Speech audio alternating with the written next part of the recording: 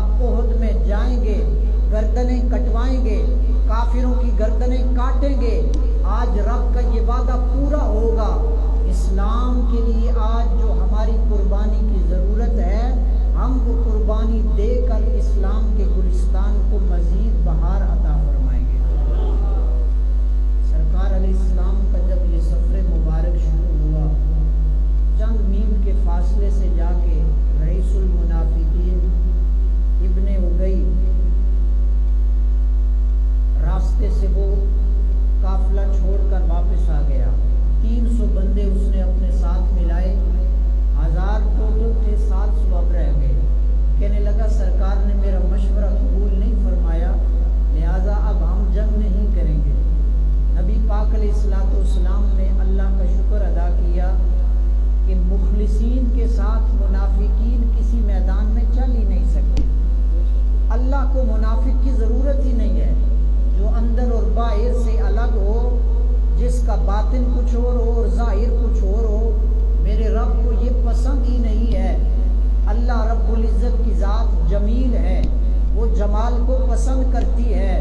بندہ بھی رب کو وہی چاہیے جس کا ظاہر بھی ستھرا ہو، جس کا باطن بھی ستھرا ہو۔ نبی علیہ السلام کا یہ سفر جاری رہا۔ یہ نہیں تھا کہ لشکر میں 300 بندے نکل گئے، ٹوٹل ہیں ہی 1000، 3000 کا مقابلہ کرنا ہے، 700 رہ گئے، حکمت عملی تبدیل ہو جائے۔ سرکار علیہ السلام کا سفر جاری رہا۔ یہ سفر ہے کوئے جانا، یہاں قدم قدم پہ ہے بلائیں، جسے زندگی ہو پیاری وہ یہیں سے لوٹ جائے۔ عشق کی منزل چلنی ہو، عاشق ہو میں تیش کماویں، دل رکھے وام پہاڑا ہوں، عشق کے دعوے کرنے اور پھر بزدلی دکھانی، عشق کے دعوے کرنے پھر منافقوں کی باتوں میں آنا، عشق کے دعوے کرنے پھر میدان سے پیٹھ دکھانا۔ یہ آل اسلام کی شان نہیں ہے۔ آل اسلام کی شان یہ ہے، وہ عشق کا دعویٰ کرتے ہیں پھر نیزوں کو سجایا کرتے ہیں، وہ عشق کے دعوے کرتے ہیں پھر بدر کے میدان میں جاتے ہیں، وہ عشق کا دعویٰ کرتے ہیں پھر احد میں گردنیں کٹاتے ہیں، وہ عشق کا دعویٰ کرتے ہیں گردن کٹاتے ہوئے یہ نہیں کہتے مر گئے، لٹ گئے، کٹ گئے، بلکہ حضرت سعد احد کے میدان میں جان نکل رہی ہے، عرض کرتے ہیں زید سرکار کو جا کے یہ پیغام سنانا، محبوبہ مرنے کا ڈر نہیں، جان جانے کا خطرہ نہیں ہے، یہ پیغام رب کے حبیب کو پہنچا دینا۔ جان تو جا رہی ہے لیکن سعد کو احد کے میدان میں جنت کی خوشبو آ رہی ہے۔ عشق کا دعویٰ یارو آسان ہے، لیکن میدان سجانا یہ حضور کے صحابہ کا کام ہے۔ سرکار علیہ السلام کا یہ قافلہ جاری ہے۔ احد شریف جب یہ پہنچتے ہیں، کفار نے پہلے ہی صف بندی کی ہے، محبوب علیہ السلام جب پہنچے، سرکار علیہ السلام اس پہاڑ کے پاس پہنچے۔ یہ عشق کی بات ہے، آپ بندے تھوڑے ہی صحیح لیکن بندے بیٹھے عشق والے ہیں۔ آپ نے یقیناً سنی ہوگی علماء سے محبت والے، سرکار نے اس پہاڑ کے بارے میں فرمایا ھذا جبل، یہ پہاڑ ہے، یحبنا، یہ ہم سے پیار کرتا ہے اور ہم اس سے پیار کرتے ہیں۔ دو باتیں عرض کروں گا اس ضمن میں، پہاڑ ہو جامد ہو، حیوانات نباتات سے اس کا تعلق نہیں ہے، شعور اس کے اندر نہیں ہے، کلام کرنے کی اس میں طاقت نہیں ہے، لیکن پہاڑ کے سینے میں بھی اگر رب کے حبیب کی محبت چھپی ہو، رب کا حبیب دیکھ رہا ہے، فقط دیکھ ہی نہیں رہا، پہاڑ کو اس محبت کی جزا دے رہا ہے۔ جو حبیب پہاڑ کے سینے میں چھپی ہوئی محبت کو ملاحظہ فرما رہا ہے، وہ امت کے سینوں میں چھپے ہوئے محبت کے بھانگڑ کو بھی دیکھ رہا ہے۔ کیسے ہو سکتا ہے پہاڑ کے سینے میں چھپی محبت یار کی نگاہوں میں ہو اور عاشق کے سینے میں چھپا ہوا پیار یار کی نگاہوں سے اوجھل ہو؟ تم تنہائیوں میں جو درود پڑھتے ہو، تم یار کا نام سن کر جو آنسو بہاتے ہو، یار کے نام پر جو گردنیں کٹاتے ہو، یار کے نام پر جو تختوں پہ جھول جاتے ہو، سرکار اس سے بے خبر نہیں ہے۔ وہ تو پہاڑوں کو بھی جزا دیتے ہیں، وفاداروں کو بھی جزا دیتے ہیں۔ اگلی بات، وقت تھوڑا ہے، ذرا جلدی آج چلیں گے۔ اگلی بات، یہ احد کو احد کیوں کہا جاتا ہے؟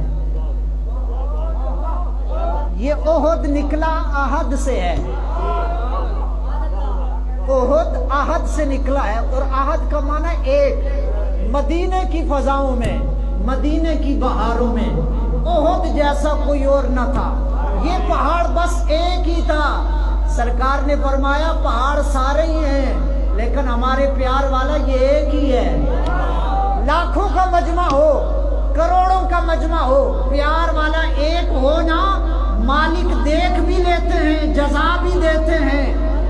عشق کی منزل میں بندے نہیں دیکھے جاتے، عشق کی منزل میں سینوں کی صفائی دیکھی جاتی ہے۔ اگر ایک ہی ہو یاروں کی نگاہوں میں آ جاتا ہے۔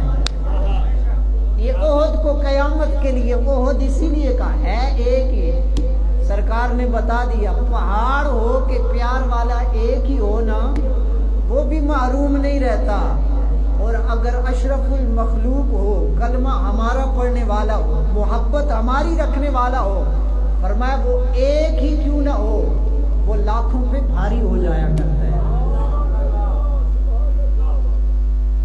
سرکار علیہ السلام جب پہنچے، یہ وہ صحابی جنہوں نے خط مبارک کھولا اور پڑھا تھا، جن کے گھر میں سرکار علیہ السلام نے قبا شریف میں خط کھلوایا تھا، حضرت سعد بن ربی رضی اللہ تعالیٰ عنہ محبوب علیہ السلام سے اجازت لے کے میدان جنگ میں کود پڑتے ہیں۔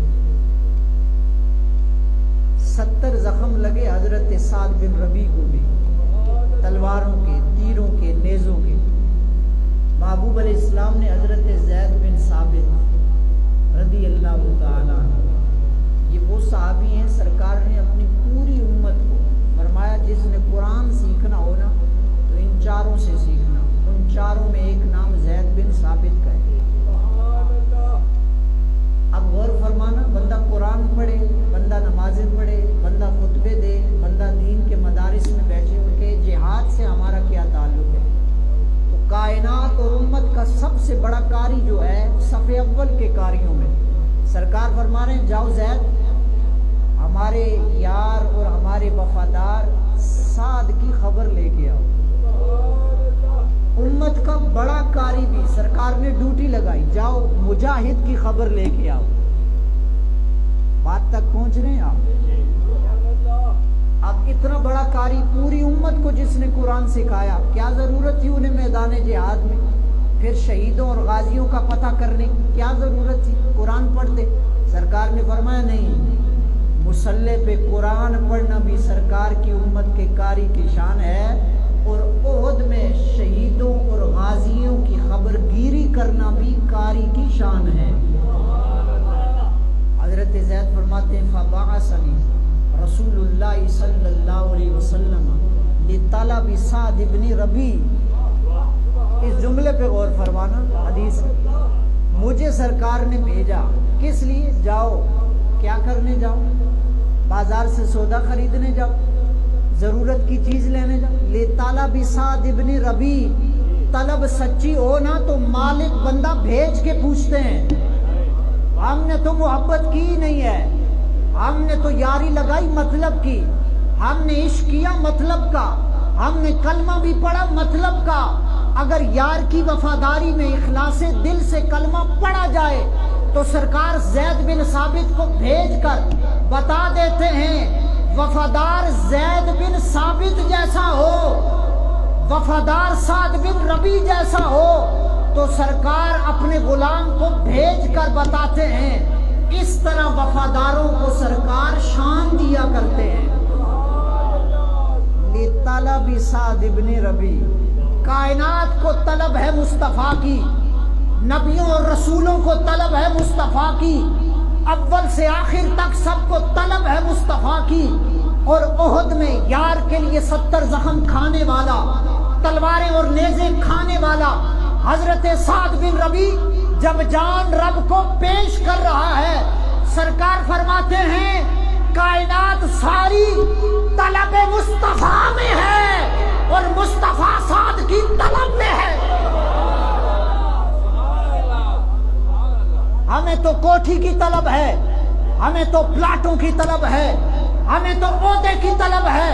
میرا نام اونچا ہو جائے، میرا نام کا ڈنکا بج جائے، لوگ سلامی پیش کریں، لوگ ہاتھ چومیں، لوگ قدموں میں بیٹھیں، یہ ہماری طلب ہے۔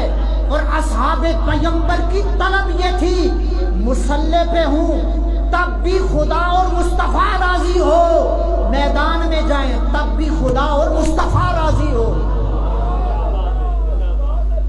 بہرحال یہ عشق کی باتیں، مضمون کھلے تو سینہ کھلے تو کئی راز نکلتے ہیں۔ وقت تھوڑا ہے، سرکار نے بھیجا اور بھیج کے سرکار نے فرمایا زید جانا، جا کے دیکھنا ہمارے غلام کا حال کیا ہے، حال کیا ہے۔ اور پہنچ کر سعد کو فقرہ منی السلام، وہاں جب پہنچو نا سعد کو تلاش کر لو، فرمایا ہماری طرف سے سعد کو سلام پیش کرو، ہماری طرف سے سعد کو سلام پیش کرو۔ بندگان خدا، عشق اور محبت جب معراج پہ جاتا ہے نا، پھر یک طرفہ محبت نہیں ہوتی، ادھر سے امتی سلام پڑھتا ہے، ادھر سے مالک جواب عنایت کرتے ہیں۔ اگلی بات اس پہ غور فرمائیے، حضرت سعد تک جب پہنچے تو آپ کا وصال ہوا چاہتا تھا، چند کلمات آپ نے ارشاد فرمائے اور جان رب کو پیش کر دی۔ حضرت سعد بن ربیع رضی اللہ تعالی عنہ، آپ وقت وصال ہے، سرکار سلام بھیج رہے ہیں، اور امتی کی حالت کیا ہے، وصال کا وقت ہے، شہادت کا وقت ہے، سرکار سلام بھیج رہے ہیں۔ پتہ چلا اگر امتی اس دنیا سے جا رہا ہو تو نبی سلام بھیجے، یہ بھی عین شریعت ہے، اور نبی 14 صدیوں سے گنبد میں تشریف فرما ہو، صدیوں بعد امتی نبی پہ سلام بھیجے، یہ بھی عین شریعت ہے۔ حضرت سعد کو تلاش کیا، نبی پاک علیہ السلام کا سلام پیش کیا، حضرت سعد کے چہرے پہ بہار آ گئی۔ عاشق کا تو چہرہ کھلتا ہی تب ہے جب یار کا سندیسہ پہنچتا ہے، جب یار کی محبت کا پیغام ملتا ہے، جب یار کے عشق کے پروانہ کوئی نصیب ہوتا ہے، خوش ہو گئے۔ عرض کی سرکار نے سلام بھیجا ہے، اور سرکار نے فرمایا کہ جا کر دیکھو ہمارا سعد زندوں میں ہے یا شہداء کے اندر ہے۔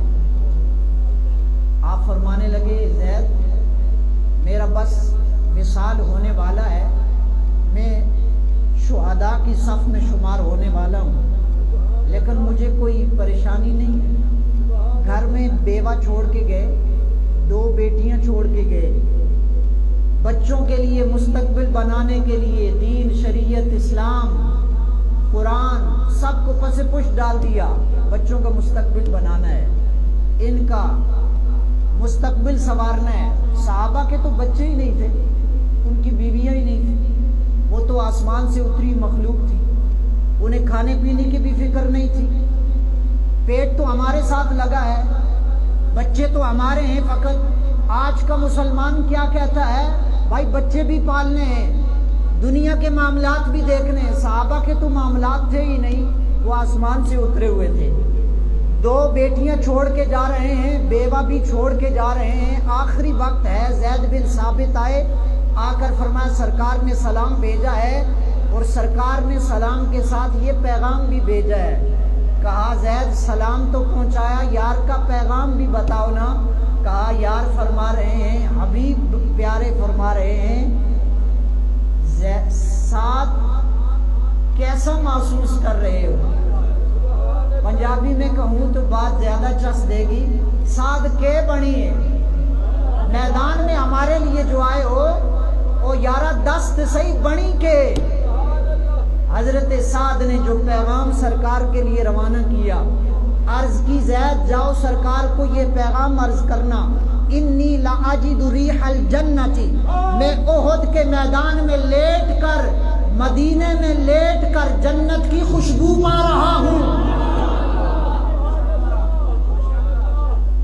جنت کی خوشبو پا رہا ہوں۔ احد کا میدان ہے، مدینہ کی زمین ہے، جنت عرشوں سے اوپر ہے، ابھی غلام جنت پہنچا نہیں، اس جہان میں ہو کر یار کا غلام سعد جنت کی خوشبو پا سکتا ہے تو ماننا پڑے گا صدیاں بعد پاکستان کی زمین پہ رہ کر نبی پاک علیہ السلام کا امتی اگر درود پڑے، درود کی خوشبو گنبد کا مکین مصطفیٰ بھی پا لیتا ہے۔ سرکار علیہ السلام سے کہنا میں جنت کی خوشبو پا رہا ہوں۔ اور اگلی بات جو حضرت سعد نے فرمایا یہ تو پیغام ہے سرکار کے لیے، ایک پیغام میرا صحابہ کو بھی سنانا، صحابہ تک بھی میرا سلام پہنچانا اور انہیں یہ پیغام پہنچانا، ان سعد ابن ربیع یقول، سعد ابن ربیع یہ تمہیں کہہ رہا ہے، وصیت کر کے جا رہا ہے، اے صحابہ آخری دم تک رسول اللہ کے ساتھ وفادار رہنا۔ میرے عزیز، مرنا آپ نے بھی ہم نے بھی، آپ اپنے آباء و اجداد کو مرتا ہوا دیکھ چکے ہیں، قبروں میں اترتا ہوا دیکھ چکے ہیں، اس دنیا سے جاتا ہوا دیکھ چکے ہیں، لیکن ہر مرنے والا مرتے وقت یہی وصیت کرتا ہے میرے بچوں کا خیال کرنا، میرے گھر والوں کا خیال کرنا۔ ہر بندے کی یہی خواہش ہوتی ہے میرے بعد ان کا مستقبل اچھا ہو جائے۔ حضرت سعد بن ربیع 2 بیٹیاں چھوڑ کے گئے، گھر والے چھوڑ کے گئے، زید بن ثابت کو یہ پیغام نہیں دیا سرکار کو عرض کرنا سرکار میں نے تو جان آپ کے نام پہ دے دی، شہادت قبول کر لی، لیکن میرے بعد میرے بچوں کا خیال کرنا۔ کوئی ایک جملہ کتب تاریخ، کتب سیرت، کتب مغازی کے اندر سے کوئی بندہ نہیں دکھا سکتا۔ صحابی نے آخری وقت بھی یہ جملہ بتایا، کہا بچے بعد میں ہیں، بیویاں بعد میں ہیں، دنیا داری کے اسباب مال اور متاع بعد میں ہیں، صحابہ زندگی میں بھی رسول کے وفادار رہتے ہیں، صحابہ شہادت کے وقت بھی یار کے وفادار رہتے ہیں۔ آج امت مسلمہ مشرق سے لے کے مغرب تک، شمال سے لے کے جنوب تک، عرب سے لے کے عجم تک، ہم نے اپنے ساتھ اخلاص کیا، ہم نے اپنے خاندان کے ساتھ اخلاص کیا، ہم نے اپنے کنبے اور قبیلے کے ساتھ وفاداری کی۔ اگر دین کے ساتھ وفاداری کی ہوتی، اگر مذہب کے ساتھ وفاداری کی ہوتی، اگر قرآن کے ساتھ وفاداری کی ہوتی تو یارو دوسری مرتبہ قرآن سویڈن میں جلایا نہ جاتا۔ اگر ہم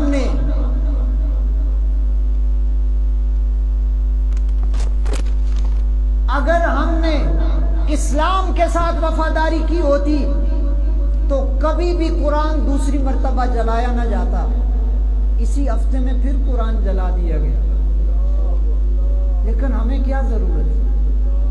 ہماری گورنمنٹ صوبائی سطح پر اور وفاق کی سطح پر بچوں کے اندر موسیقی کا رجحان پیدا کرنے کے لیے فنڈز مقرر کر رہی ہے، اور صوبائی سطح پر مقابلوں کا انعام رکھا گیا ہے، 3 لاکھ 2 لاکھ 1 لاکھ 50 لاکھ۔ بابا کس کا؟ قرآن پڑھیں گے؟ نہیں، گانے گائیں گے، شیطان کو خوش کریں گے، اور اسلامی نظریے پہ بننے والی اس حکومت اور سلطنت میں انہیں انعام پیش کیا جائے گا۔ اگر ان حالات کے اندر قرآن کی محافل سجائی جاتی اور انٹرنیشنل سطح پر اور قومی سطح پر قرآن پڑھنے والوں کو اعزازات عطا کیے جاتے اور بچوں کے اندر قرآن فہمی کا جذبہ بیدار کیا جاتا، کفر تک یہ پیغام تو ضرور جا سکتا تھا۔ آج اگر ہم قرآن کی مخالفت میں کھڑے ہیں، اہل پاکستان قرآن کی وفاداری میں کھڑے ہیں، لیکن ہمیں کیا ضرورت ہے قرآن کی؟ कोई कुरान हमारे लिए थोड़ा ही उतरा है। कुरान की हिफाजत हमने क्या करनी है? ये तो सहाबा ने जाने दे के कुरान की हिफाजत की है, सहाबा ने माल देकर कुरान की हिफाजत की है, सहाबा ने कुंबा कटवा कर कुरान की हिफाजत की है, सहाबा ने घर बार लुटा कर कुरान और साहिबे कुरान की इज्जत पे पहरा दिया है। इस मरी हुई कौम बेहिस और बेहमीयत कौम और मिल्लत से क्या ये तकाजा किया जा सकता है कि ये कुरान की इज्जत के लिए खड़े होंगे? खुदारा अपनी जात से निकलें, इस हुजूम से निकलें और इस दायरे से निकलकर मिल्लत और इस्लाम का सोचें। आज इस्लाम को जो दरपेश चैलेंजेस हैं, जो मसाइल हैं, जो खतरात हैं, वो हमारे सरों पे मंडला ही नहीं रहे, हमारे ऊपर गिर चुके हैं। 40,000 से 50,000 मुसलमान जमीन के अंदर सुला दिए गए, बस्तियां मलिया मेट कर दी गई।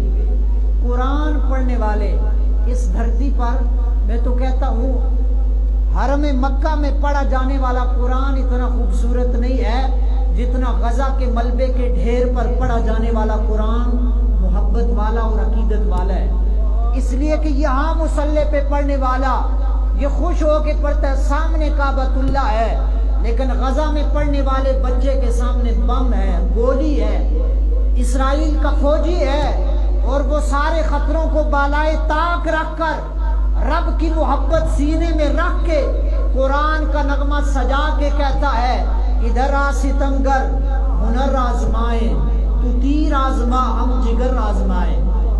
मेरे अजीज, हमें मिल्ली तौर पर बेदार होना होगा। चंद इलाकों के अंदर मोहल्ले वाले, इलाके वाले स्कूल जाकर उन्होंने एहतजाज किए, हमारे मुसलमानों के बच्चों को मौसीकी और गाना नहीं सिखाया जाएगा, बंद करो ये ड्रामे, बंद करो ये बदतमीजी और बेशर्मी का तूफान। इस इस्लामी जमहूरिया पाकिस्तान में कुरान का निज़ाम और दीन का निज़ाम नाफिज होगा। यहाँ शैतानी निज़ाम और यूरोप का चुराया हुआ निज़ाम नहीं हम नाफिज होने देंगे। इसलिए हमें खुद बेदार होना होगा। आप समझते हैं मौलवी साहब शायद कोई ब्लड प्रेशर के मरीज होते हैं, आके अपना ब्लड प्रेशर यहाँ झाड़ते हैं और बस चले जाते हैं। हमारा मसला नहीं है, मौलवी ने तो अजान देनी है, अजान पे नमाज पढ़ने कोई आएगा तो उसका फ़ायदा है, नहीं आएगा तो मुझे है हुक्म अजान ला इलाहा इल्लल्लाह। अगरचे बुद्ध हैं जमात की आस्तीनों में, मुझे है हुक्म अजान ला इलाहा इल्लल्लाह। सहाबी रसूल का आखिरी जुमला ये है, सहाबा को पैगाम दे रहा है, सहाबा को वफादार अगर रहना है तो रसूलुल्लाह से वफादार रहना है, बस। इखलास अगर करना है तो रसूलुल्लाह से करना, जान जाती है तो चली जाए, लेकिन रब के हबीब की जात पर कभी हर्फ ना आए। ये हजरत साद का आखिरी जुमला था उहद के मैदान में। इसीलिए नबी पाक अलैहिस्सलाम ने आखिरी वक्त भी सलाम अता फरमाया और फरमाया जाओ साद को हमारा सलाम दो, और साद का हाल भी पूछा। मालिक अगर आखिरी वक्त हाल पूछने आ जाए ना तो अगली मंजिल आसान हो जाती है, मंजिलें आसान हो जाती हैं। अल्लाह अकबर। इसी उहद के मैदान में वाक़ियात तो बहुत सारे हैं। कौन सा इश्क का बाब खुले और उसकी दास्तान को छेड़ा जाए। उहद के मैदान में नबी पाक सल्लल्लाहु अलैहि वसल्लम ने जब तमाम शुहदा के मुताल्लिक पूछा, फरमाया कोई है जो हमारे चचा की खबर लेके आए, कोई है जो हजरत हमजा की खबर लेके आए। वो हजरत हमजा कि सरकार की खिदमत में अगर कोई सहाबी आता और आके अर्ज करता, सरकार रब ने मुझे बेटा अता किया है, नाम क्या रखूं? सरकार फरमाते थे मुझे सारे अपने प्यारों में से बहुत प्यारा हमजा है, मुझे मेरा चचा बड़ा प्यारा है, और मैं तुम अपने बेटे का नाम मेरे चचा के नाम पे रखो, हजरत हमजा के नाम पे रखो। वो हजरत हमजा सरकार फरमाते हैं अर्श पर, अर्श के दरवाजों पर रब ने ये लिखा हुआ है, حمزہ بن عبد المطلب اسد اللہ و اسد رسولہ، حمزہ جو عبد المطلب کا بیٹا ہے وہ اللہ کا بھی شیر ہے، اللہ کے رسول کا بھی شیر ہے۔ وہ حمزہ جو احد کے میدان میں کافروں کی طرف سے عثمان بن ابی طلحہ، اس کا ایک بھائی طلحہ پہلے مارا جا چکا، اس کا بدلہ لینے کے لیے عثمان بن ابو طلحہ آیا اور آ کے اس نے کہا ہے کوئی ایسا علم بردار نبی پاک علیہ السلام کی صفوں کے اندر جو میرا مقابلہ کرے؟ علم اٹھانا آسان ہے، علم کا بھرم رکھنا مشکل ہے۔ جو جھنڈا اٹھاتے ہیں یا وہ کاٹ دیتے ہیں یا وہ کٹ دیتے ہیں، یہ رجز اس نے میدان جنگ کے اندر پڑھا۔ ادھر سے نبی پاک علیہ السلام کے چچا حضرت حمزہ میدان میں اترے اور اتر کر آپ نے ایک تلوار کا بار مارا، اور آپ ایک ہاتھ سے نہیں لڑتے تھے، دونوں ہاتھوں میں تلواریں لے کر، اور ہے توجہ فرمائیں گے ذرا، ہاتھ میں تسبیح لے کر، تسبیح دا تو کسبی بنیا ہے، تسبیح پکڑ کے تسبیح کے دانے مٹکانا آسان ہے، اور احد کے میدان میں ایک نہیں دو دو تلواریں اٹھانا مصطفیٰ کے شیر کا کام ہے۔ آج کہتے ہیں تسبیح پڑھ لے، درود شریف پڑھ لے، قرآن پہ حملہ ہوا تو آپ تسبیح پڑھ کے دعا کر لیں، ختم نبوت پہ حملہ ہوا تسبیح پڑھ لے، درود شریف پڑھ لے۔ میں نے کہا تسبیح پڑھنا بھی دین ہے، لیکن میدان احد میں جا کر تلواریں اٹھا کر یار کی عزت میں پہرا دینا بھی ہے، دین ہے۔ دو تلواریں کبھی اٹھائی ہے کسی نے؟ دو تلواریں؟ کوئی ہے دلیر بہادر؟ کوئی جرنل کرنل مرنل ہے کوئی ایسا؟ اور عام تلوار نہیں تھی حضرت امیر حمزہ کی۔ آپ 5 منٹ تلوار اٹھائیں نا، آج تو نمائشی تلوار اٹھائی جاتی ہے، گھر میں بھی رکھی جاتی ہے شو پیس کے طور پر۔ صحابہ کے ہاتھوں میں شو پیس والی تلواریں نہیں تھی، یا گردنیں کاٹنے والی تھی، یا یار کے نام پہ گردنیں کٹوانے والی تھی۔ تلوار بندہ اٹھائے نا تو جتنا کلائی میں زور ہوتا ہے وہاں تک تلوار کی ضرب جاتی ہے۔ حضرت امیر حمزہ دونوں ہاتھوں میں تلوار اٹھا کر، اور آپ جب ضرب لگاتے تھے نا، کلائی کا زور لگاتے تھے تو 1 فٹ 2 فٹ تک نہیں، لمبی تلوار تھی آپ کی، اول سے لے کر آخر تک حضرت امیر حمزہ کی کلائی کا زور پوری تلوار پہ یک لخت پڑتا تھا، اور دشمن کا پارا کاٹ کے رکھ دیتے تھے۔ آپ کی کلائی کا زور بتاتا ہے جس حمزہ کی کلائی میں اتنا زور ہے، اس امیر حمزہ کے بازو کے زور کا حال کیا ہوگا؟ جس کے بازو کے زور کا یہ حال ہے، اس امیر حمزہ کے سینے کا زور کتنا ہوگا؟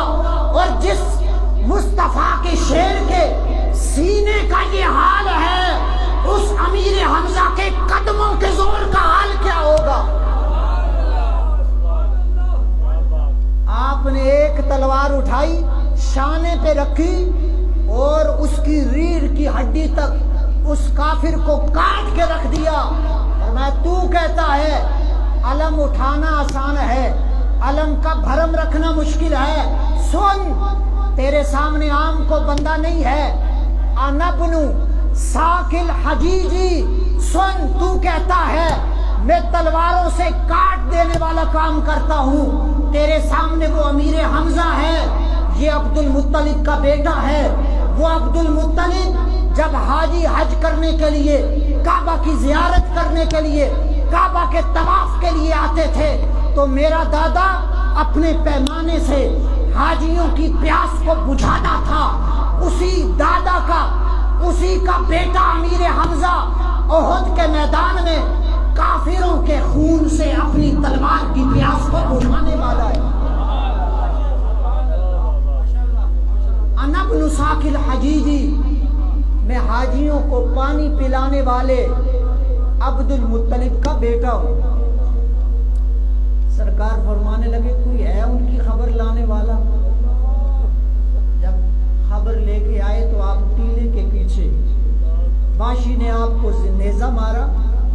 پوری جنگ میں اس کا جو فوکس تھا وہ حضرت امیر حمزہ پر تھا۔ نیزہ مارا اور آپ کی ناف مبارک سے وہ نیزہ نکلا۔ چند قدم آپ چلے، پھر زمین پہ تشریف لے آئے، شہادت ہوئی۔ شہادت کے بعد آپ کے وجود مبارک کا مسئلہ کیا گیا، جسم مبارک کے اعضاء کو الگ کیا گیا، آپ کی وجود مبارک کے اعضاء کے ٹکڑے کیے گئے، کلیجہ مبارک جس کلیجے میں یا خدا کا پیار تھا یا مصطفیٰ کا پیار تھا، وہ کلیجہ نکالا گیا، نکال کر دشمنان خدا نے اس کلیجے کو چبایا اپنی انتقام کی آگ کو ٹھنڈا کرنے کے لیے۔ سرکار علیہ الصلوۃ والسلام جب آپ کے وجود مبارک پہ پہنچے، صحابہ فرماتے ہیں زندگی میں ایک تو سرکار کبھی اتنا روئے نہیں تھے، ساری امت رو پڑے، اگر سرکار بھی رو پڑے تو امت کو پھر خاموش اور چپ کس نے کروانا ہے؟ امت کو دلاسا کس نے دینا ہے؟ ساری امت کو دلاسا دینے والے مصطفیٰ قیامت کے دن بھی سرکار امت کے لیے رب کے دربار کے اندر آنسو بہائیں گے۔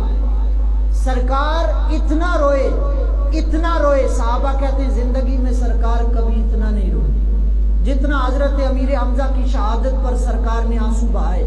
اور خود سرکار نے یہ جملہ ارشاد فرمایا ہم زندگی میں کبھی اتنا روئے بھی نہیں اور وصال تک اتنا کبھی روئیں گے بھی نہیں جتنا اپنے چچا کی شہادت پہ روئے ہیں۔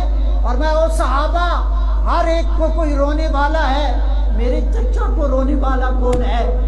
ان کے تو چھوٹے چھوٹے بچے رہ گئے، تم سب اپنے اپنے کو روتے ہو، کوئی میرے چچا کو بھی رونے والا ہے۔ قربان جاؤ امیر حمزہ، ساری امت جس مصطفیٰ کے عشق میں آنسو بہاتی ہے، احد کے میدان میں آپ کی شہادت پر آپ کے سرہانے قدمین مبارک کے ساتھ کھڑے ہو کے رب کے حبیب نے آنسو بہا کے بتایا امت ساری یار کے عشق میں روتی ہے، اور رب کا حبیب جس کی محبت میں روتا ہے اسے سید الشہداء کہا جاتا ہے۔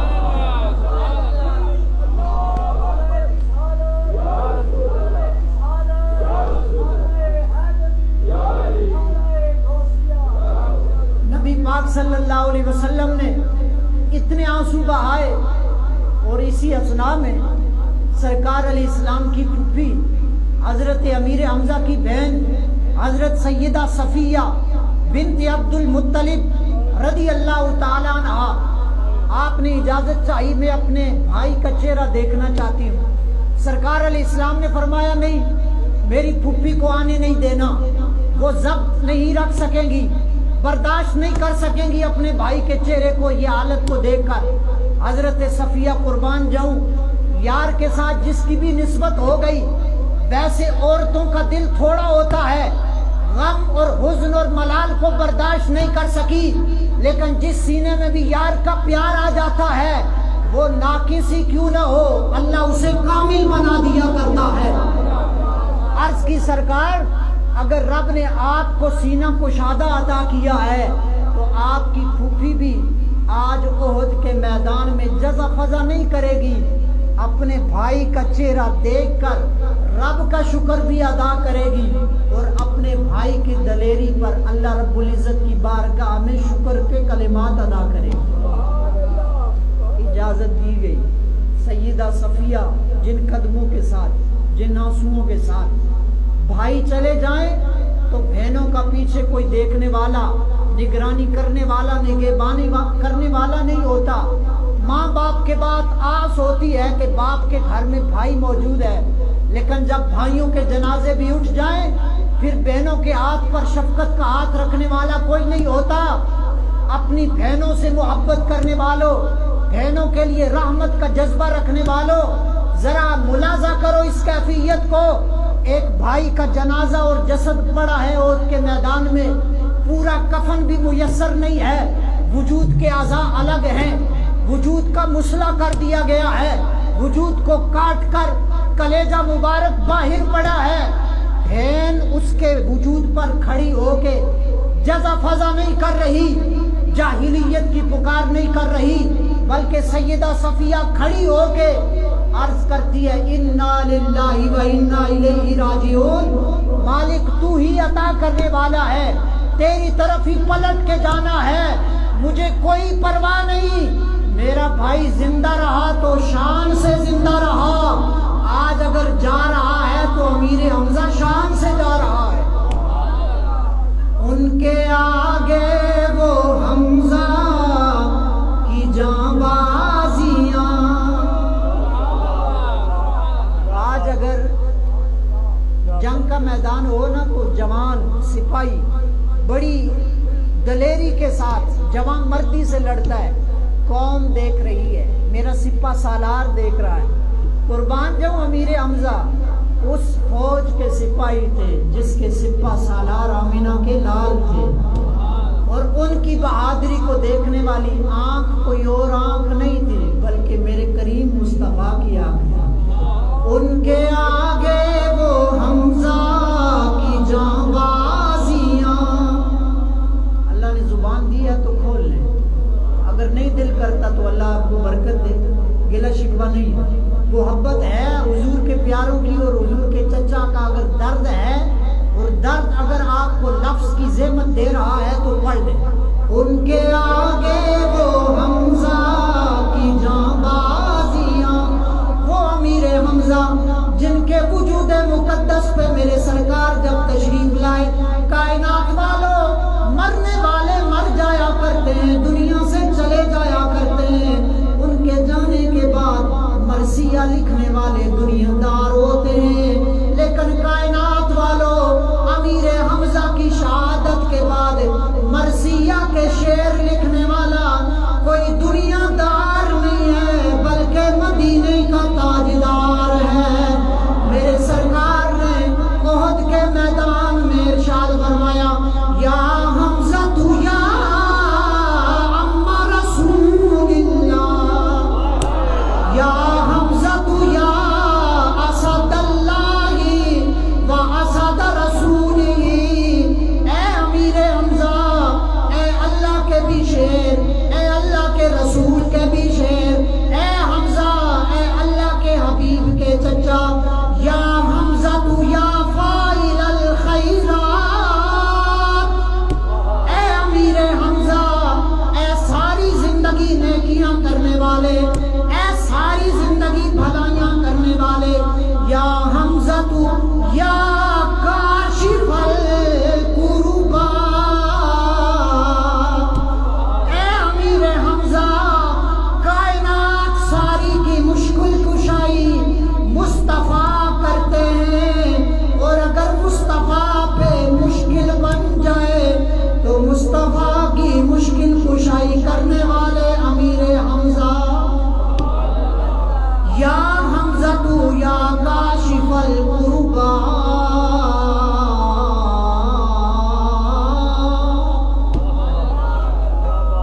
سبحان اللہ, شاید آواز باہر نہ چلی. یا حمزہ تو یا کاشف الکربات,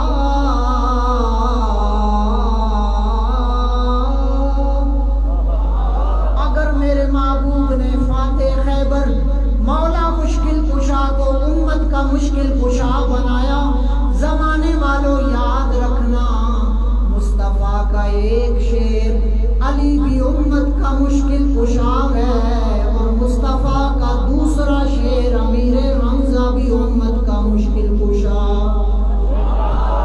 یا حمزہ تو یا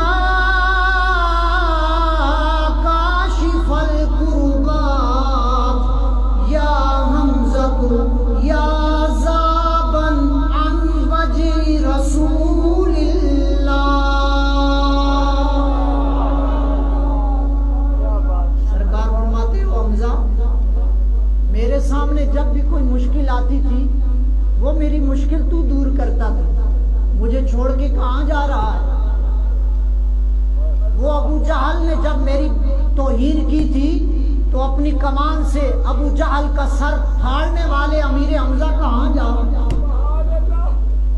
وہ جب عمر تلوار لے کے آیا تھا تو نعرہ مستانہ جس نے لگایا تھا, آج اگر نیک ارادے سے عمر آیا ہے تو خیر ہے, اگر کوئی اور ارادہ ہے تو امیر حمزہ کی تلوار سے آج عمر بھی بچ کے نہیں جائے گا. امیر حمزہ آج کہاں جا رہا. یہ وہ منقبت کے اشعار تھے. آج علی پاک کی منقبت امت ہی پڑھتا ہے. حضرت میر علی شاہ کی منقبت امت ہی پڑھتا ہے، سلطان باہو کی منقبت امت ہی پڑھتا ہے۔ کائنات کے اندر بڑوں کی منقبت چھوٹے پڑھتے ہیں، لیکن اس کائنات کے اندر امیر حمزہ وہ مرد حر ہے جن کی منقبت پڑھنے والے کوئی عام نہیں ہے۔ گنبد خضرا کے مکی رب کے حبیب ہیں، خود مصطفیٰ نے منقبت پڑھی، آپ بھی پڑھ لیں۔ ان کے آگے وہ حمزہ، آواز آپ کی تھوڑی ہے، آج مسجد گونجنی چاہیے، اور وقت 1 منٹ اوپر چلا جائے گا، یہ بات بھی سنیں، اور یہ شاید زندگی رہتی تو اگلے سال عرض کرتا۔ کیوں اس مسجد میں امیر حمزہ کا نام اونچا لینا ضروری کیوں ہے؟ اس مسجد کی نسبت جس مائی سے ہے نا، وہ مائی کبھی بھی اپنے دروازے سے باہر نہیں گئی۔ حضرت سیدہ خاتون جنت، خاتون قیامت رضی اللہ تعالیٰ عنہ کبھی مولا مشکل کشا کے دروازے سے باہر نہیں گئی۔ سورج اور چاند نے بھی دوپٹہ مبارک نہیں دیکھا، لیکن ہر بدھ اور ہر جمعے کو یہ مائی علی کے گھر سے نکلتی تھی، احد کے میدان میں جاتی تھی، امیر حمزہ کے دروازے پہ جا کر فاتحہ خوانی پڑھتی تھی اور پڑھ کے بتاتی تھی امیر حمزہ کی محبتوں اور عشق اور پیار کا جذبہ فقط مصطفیٰ کے سینے میں نہیں ہے، مصطفیٰ کی شہزادی سیدہ کے سینے میں۔ اب جس کے سینے میں دل ہے نا، اور دل میں یار کا پیار ہے اور سیدہ کا حیا ہے، وہ زبان کھول کے امیر حمزہ کو سلامی پیش کرے گا۔ ان کے